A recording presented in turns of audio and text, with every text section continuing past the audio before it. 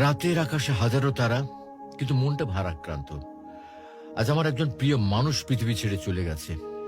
মৃত্যু কতটা নিঃশব্দ কিন্তু কতটা শক্তিশালী, এজন্য এক অনিবার্য ডাক যা আমরা কেউ এড়াতে পারি না। আল্লাহ বলেন, প্রত্যেক প্রাণীকে মৃত্যুর স্বাদ আস্বাদন করতে হবে। এই আয়াত পড়তে সহজ, কিন্তু এর গভীরতা বোঝা যায়।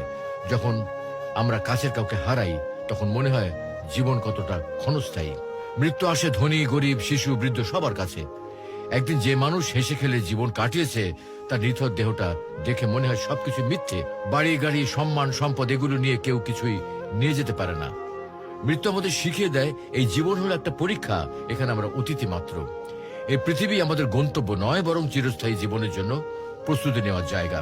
আল্লাহ আরো বলেন, তোমরা যেখানেই থাকো না কেন, মৃত্যু তোমাদের কাছে পৌঁছে যাবে, এমনকি যদি তোমরা শক্ত দুর্গের মধ্যে অবস্থান করো।